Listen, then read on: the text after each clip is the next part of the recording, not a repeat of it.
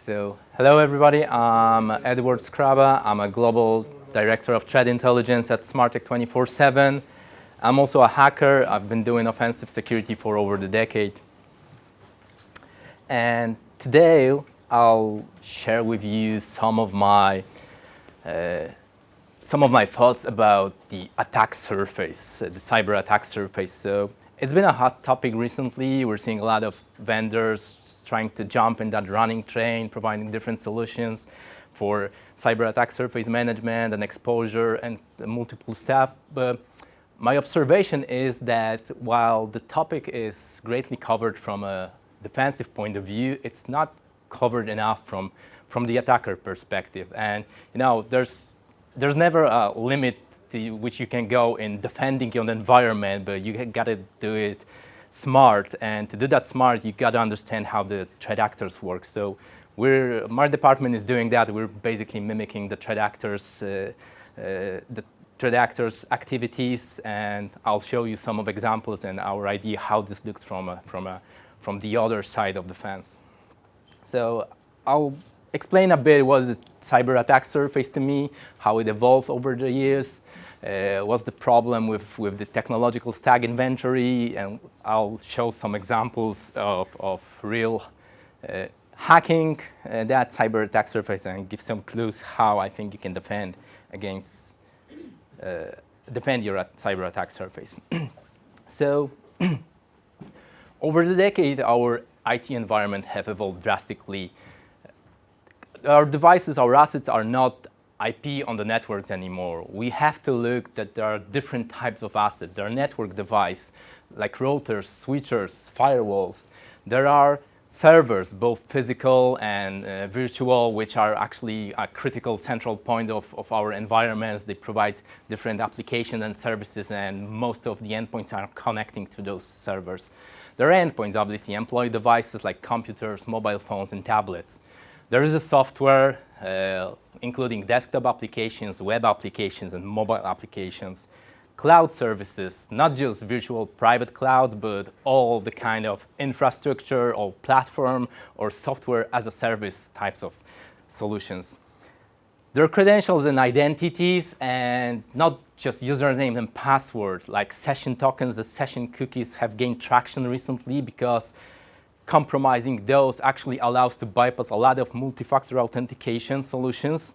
And obviously there are whole identity management systems where there's dozens of privileges. If any of you using AWS or other cloud, there's like hell of number of privileges that you can do and manage, and probably there are not a lot of people that are aware what privileges actually allow to do something, to do malicious thing on that cloud.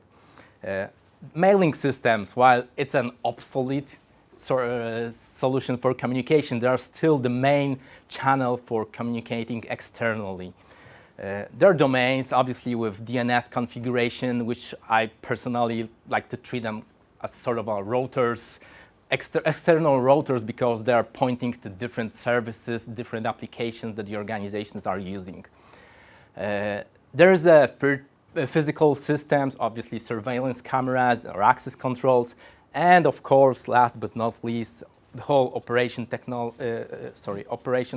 technology, OT and IoT devices. I bet that everybody of you has co-workers, employees who are bringing like smartwatches to your companies, to your offices. They're connecting to the company's Wi-Fi. This is an asset in your environment, and you gotta understand that it may provide some risk, and it may introduce some risk to your environment. Like, I know you recently heard that toothbrush DDoS, which was obviously a fake news, but probably not a lot of you actually seen that the engineers managed to run a game on a toothbrush. So yeah, while the attack was a fake news, it is theoretically possible to abuse such devices. So taking into account all those different asset types and categories, you can only imagine how the sysadmin work looks like. And I've been there like a decade ago. I've done IT administration, and a decade ago it looked like this. So you can imagine how it looks right now when we have all those different types of assets. So the negative impact of this is that what I call the biggest problem in the cybersecurity is a lack of visibility. But I don't just speak about inability to see some asset on your environment. If you're using technology but you don't understand how it works, that's the lack of visibility, right?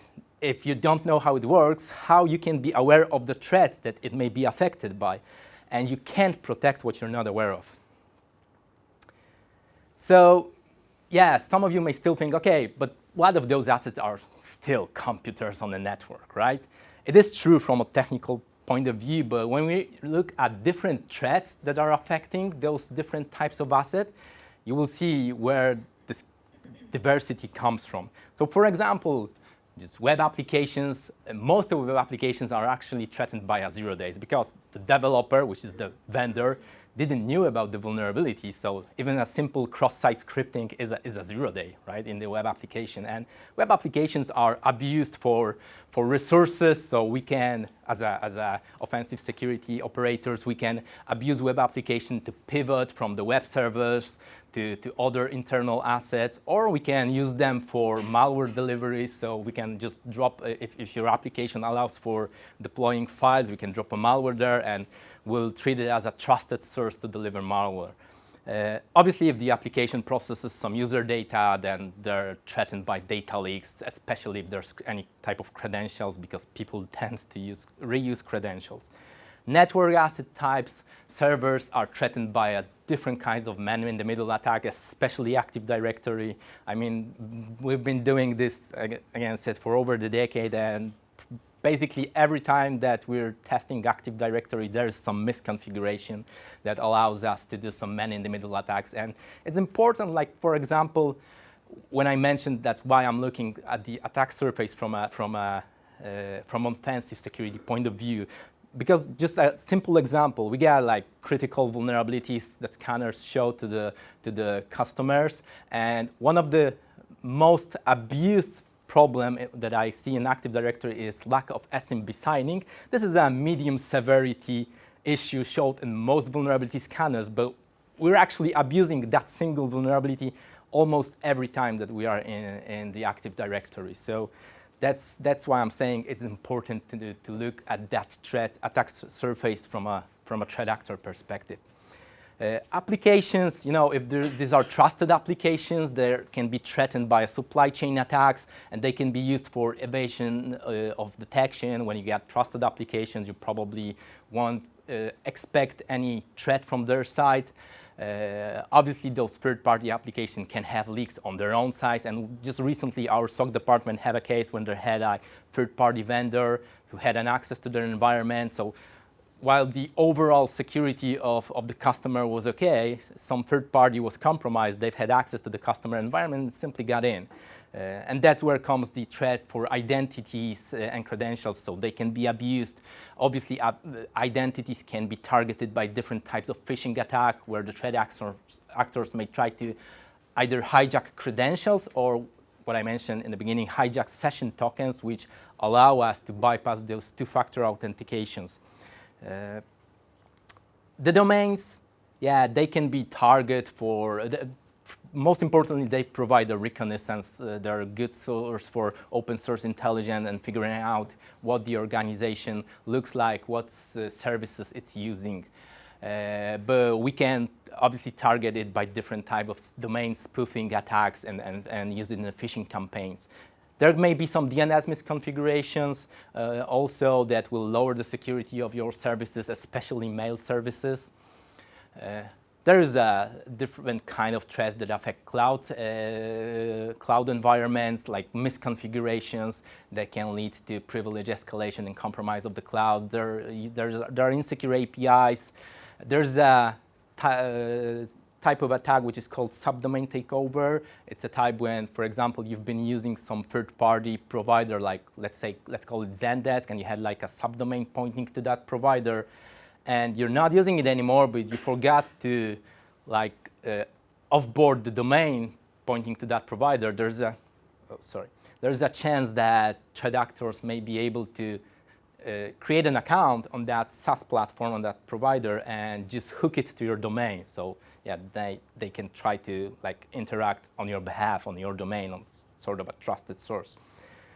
Obviously, you got to monitor the dark web because there's a lot of credential leaks, and not just third-party credentials, but there are dark web markets who are selling access to the VPNs, to RDP, or even selling those sessions cooking, and the whole bunch of Stealer logs, which is also a recent hot topic in the dark net, in the dark web, where there's a lot of credentials leaking through those sources. Wireless networks have their own security issues and version control systems. If you have like software development in your company, there's another type of different threats that affect like developers tend to leak some secret information, then they try to remove it, but they forget that the version control holds the whole history of whatever been deployed there, and there are chances to abuse and get that information. Another level of complexity to that cyber attack surface is added by the fact that there are different threat intelligence sources, and we can't just only watch like vulnerability databases like NVD and the CVEs. There are software vendors, security bulletins, there are operating systems repositories for security information. There are threat intelligence databases like government, CISA or CERTs, Trend Micro Zero Day Initiative, Google's open source vulnerability database, WordPress vulnerability scans. There are different kinds of exploit databases that are available publicly, but also some of those are deep down in the dark net where you can simply buy exploits. There are bug bounty programs that also provide some information about the threats and risk affecting some technology.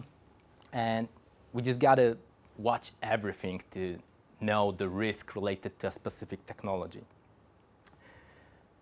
And again, looking at the variety of network of the assets types we have in our IT environment, we have to use different tools. We're actually, as offensive security, we're using different tools to identify security issues within those assets. So there's never a single tool that is good for the whole attack surface. Just to remember that. There are different tools that work good for different types of assets, like, you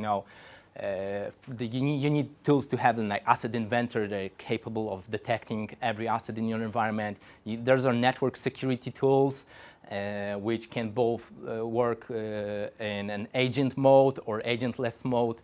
There are application security solutions, cloud security tools to identify misconfigurations in the cloud.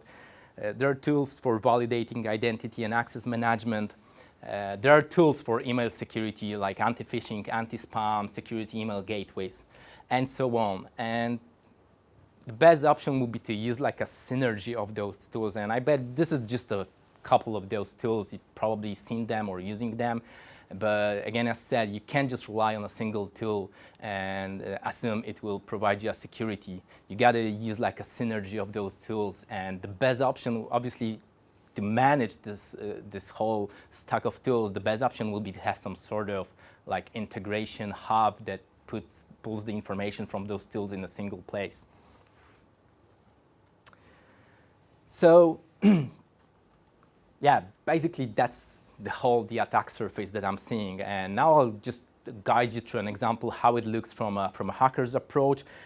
Just a clarification, this is just the tip of the iceberg. We don't have enough time to cover the whole process that that's going from scratch when we're targeting some organizations. But yeah, it will give you some sort of idea what we're doing and how the process looks and eventually where there might be gaps that I've mentioned. So let's say we're starting with an organization name. So each organization has some core domain. The main domain that's using for communication is used for email. So the first thing we're doing, and the same thing goes for threat actors, obviously. The first thing we're doing is we're trying to find what's called associated domains. The technique is called horizontal domain discovery. So basically, we're trying to find any other domains that may be related to the organization. So maybe there are some domains that you used previously in the past. You're not using it anymore, but still registered. It's still pointing to your assets. We're doing that discovery through a DNS configuration. We're searching web archives. We're searching that information through certificate transparency log or the WHOIS database history. Once we get a list of all the main domains associated with an organization, we're enumerating subdomains. So like I said, you might have like helpdesk.mycompany.org and something like this. And again, we're using techniques like certificate transparency, simply Googling for those information, or using some sort of brute forcing of DNS. And while you may think that brute forcing is like an active phase of attack that can be easily detected, we actually don't have to query your own DNS server, so you just have to query publicly, like Google's DNS servers or Cloudflare, in order to find out any possible subdomain that you may have configured and you're using.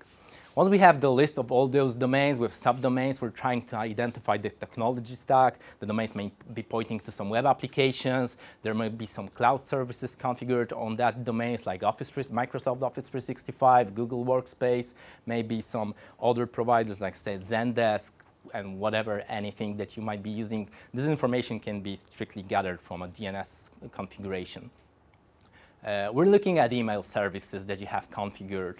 So we're first identifying the email servers, the mail gateways, trying to look at the security of this, how it's configured. Does it have sender policy frameworks, records configured, and other protections of email?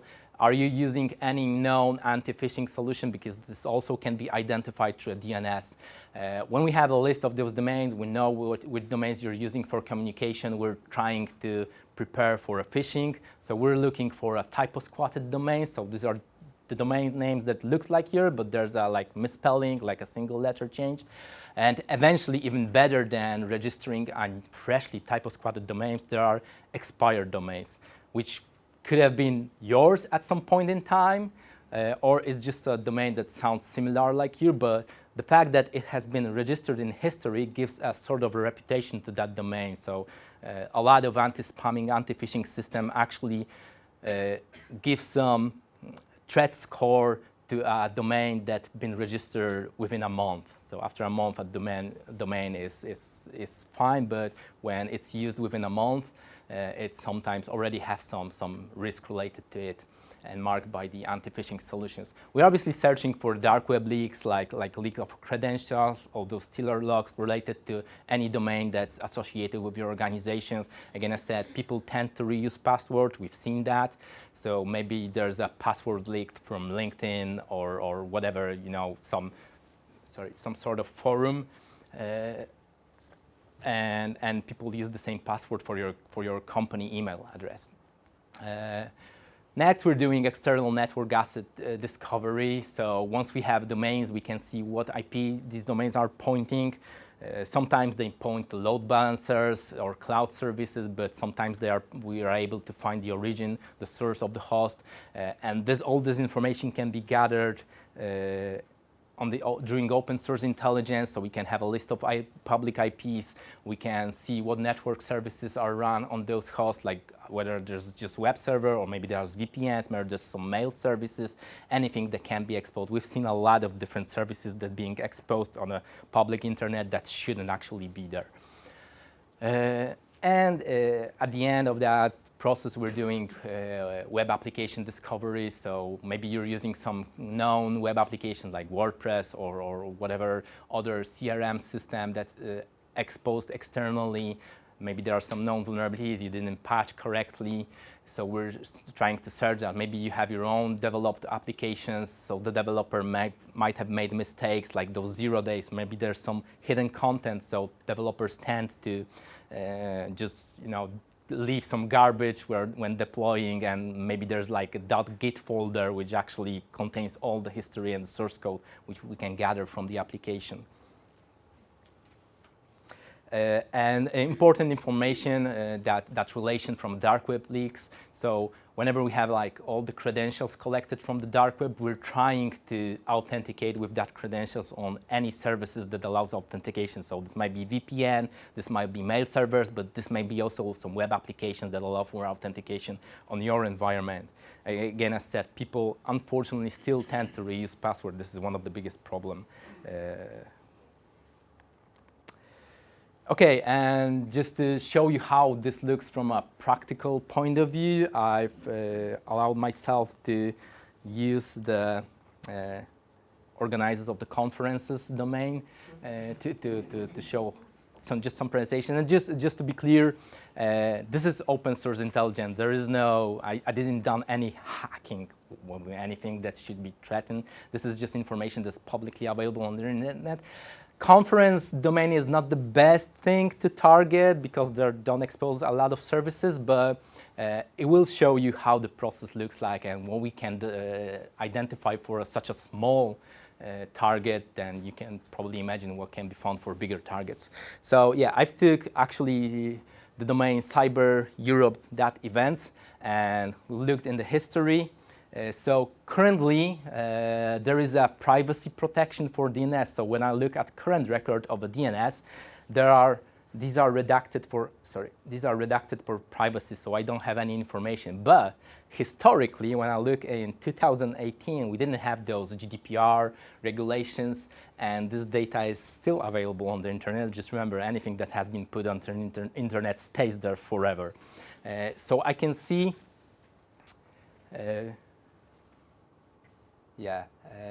I can see that the domain was registered in 2018 for Tim Holmes. When I searched Tim, what other domains he owned previously in the history, I can see 24 other domains. So these are basically 24 new assets that I can add to my attack surface.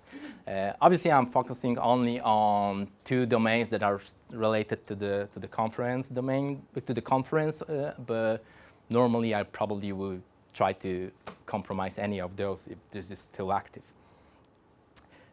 Another way of doing that horizontal domain discovery is through certificates. So I'm looking at another publicly available database for the domains, and if I see a certificate that was created for this domain, there's sometimes people tend to create single certificate for multiple domains. So I see cybereurope.events was registered with, the certificates were created for also cybermanchester.events, cyberbirmingham, cyberlondon.events, and a couple of more.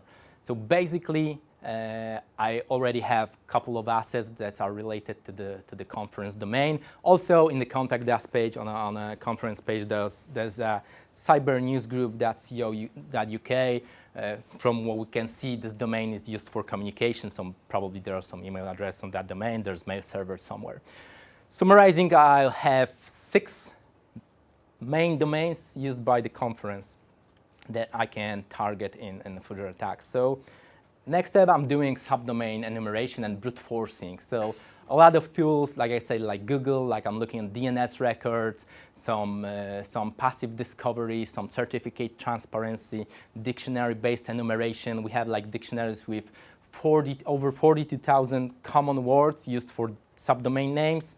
And obviously, there are tools for do that, and these tools are free for hackers. They're all publicly available on the internet on a GitHub. So summarizing, I'm finding over 20 different subdomains. I also discovered the IP addresses that domains are pointing to. So let's look what's hosted on those domains. Maybe there's some web applications. So again, there are tools that can do just screenshotting, and while at this time I'm actively touching the assets of the target, it's just like normal visit on a web page, so probably can be detected anyway by any intrusion detection system. So there are tools that can just simply go to the web page and identify the technology, see which URLs are responding, what third-party libraries are used. They can do screenshotting, so I can see from those subdomains from that list we have like 3 different conference pages and 1 not configured Microsoft Azure IIS server page 404, and we have 2 different mail login things. So definitely those will be on my target. If I be able to find leaked credentials, I will definitely try to use them on those webmail systems to log in.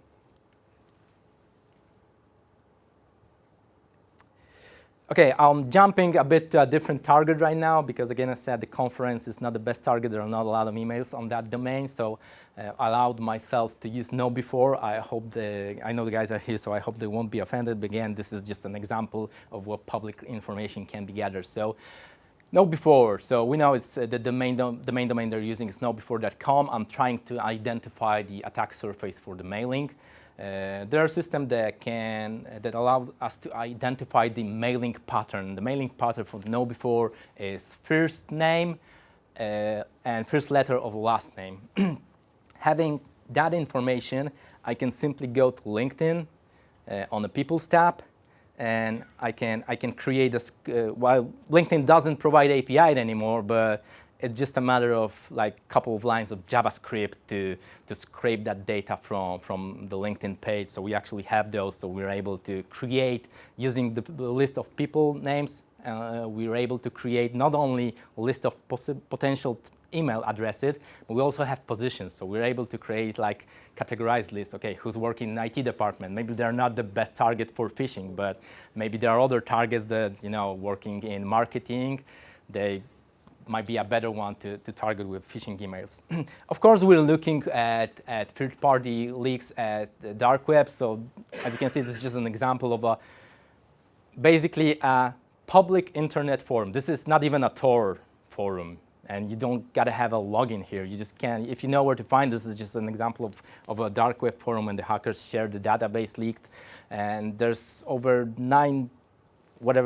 gazillions of leaked credentials in the database. You can simply download it if you have that big storage for having all the data.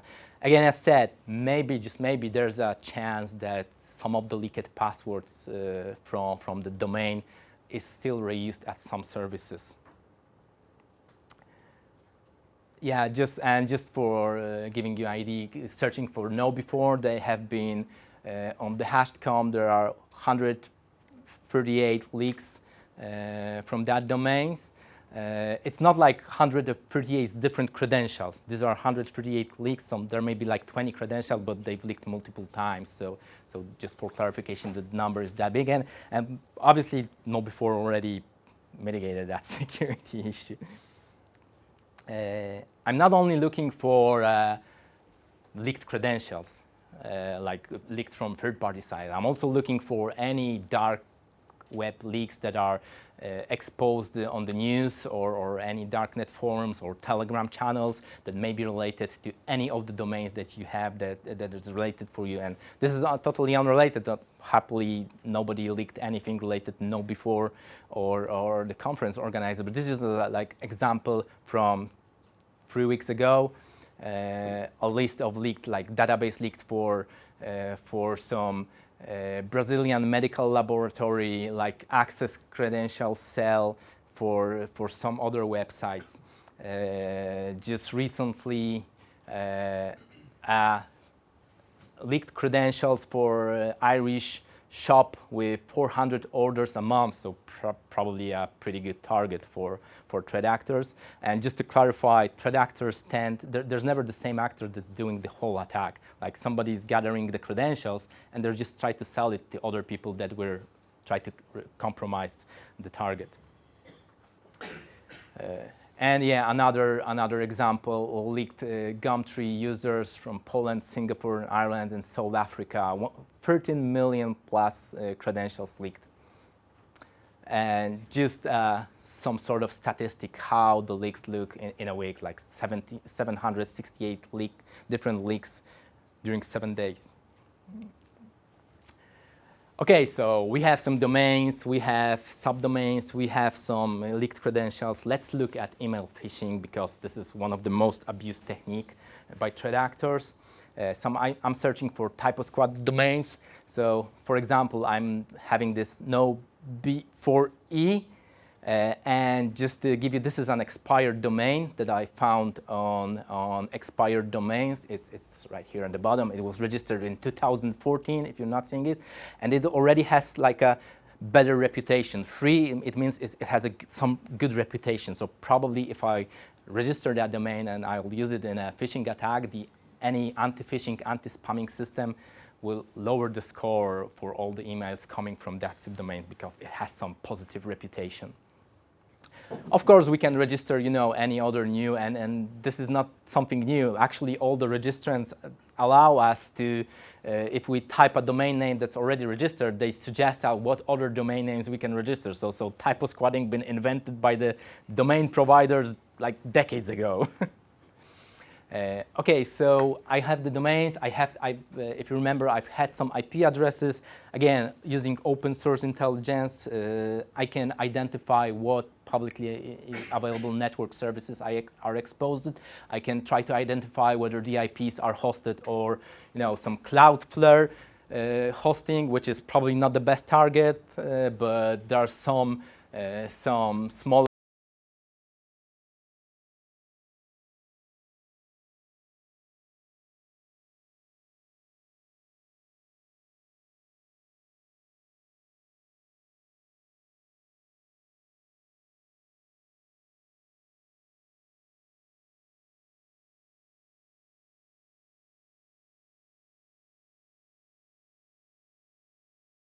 surface, so they don't know that I'm doing this because I'm just discovering publicly available information. I have lists of technology identified on those exposed services. So I have Postfix, so mail providing application platform, Nginx, web server, Big IP from IBM, pure FTPD, OpenSSH, and I actually got the version of that OpenSSH. This is where the vulnerability comes from, so we know that version is probably vulnerable.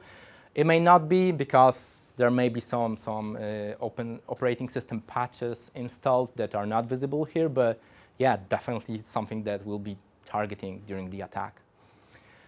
Okay, what can misconfiguration result in? This is referring to the fact, to that idea where I mentioned if you don't know the technology you're using, you don't know what threat it's affected by. And this is actually a case we've abused in the scenario. Please don't use it for the conference, but we've actually abused it a couple times in our assessment. So I'm looking at the sender policy framework configuration. So for those of you who don't see, for those of you who don't know, sender policy framework is basically a policy that tells which IPs on the public internet are allowed to send emails on behalf of a domain. So obviously I can't just set up mail server in my home and send emails on behalf of Google because it's not possible. The sender policy framework is the solution that guides that security, that I'm not allowed to do this. And it's defining which computers on the network are allowed to send them emails on behalf of a given domain.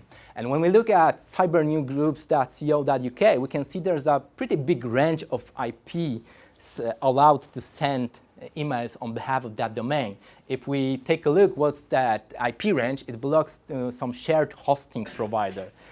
So maybe there's a chance, it's not say it is, but maybe there's a chance that I can simply register an email account on that provider for £1 a month and bypass that sender policy framework in order to send emails on behalf of that victim on that domain rather than using some typo squatted domain that I own.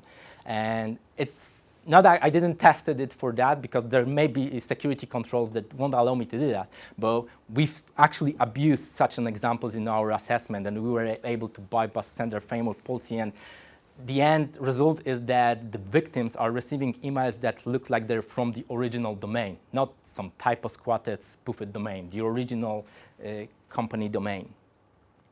So just some statistic for mid-sized organizations, we're seeing from 15 to 100 main domains, 50 to 500 subdomains, 15 IPs and 35 different technology vendor products, 10 to 50 web applications, 5 to even 100 external IPs depending on what the organization is doing. This is basically your external attack surface, and this is how it looks. So yeah, you can ask yourself how many of those assets have you and are you monitoring all of them. So this is just the tip of the iceberg. And we're just a bit over time, but another example that I can tell you how we managed to abuse those things. Like in one of the assessment, we were able to access the web application, and while the hosting environments and the development environment of the organization was properly protected from external point of view, because we managed to access the application, we managed to escalate to a development environment, and there was no trust boundary between the hosting and the development environment. So the company assumed, yeah, whoever has access to the development environment should also have access to their main hosting environment. The final outcome was that we were able to compromise all customer applications. It was a software house. All customer applications, the software was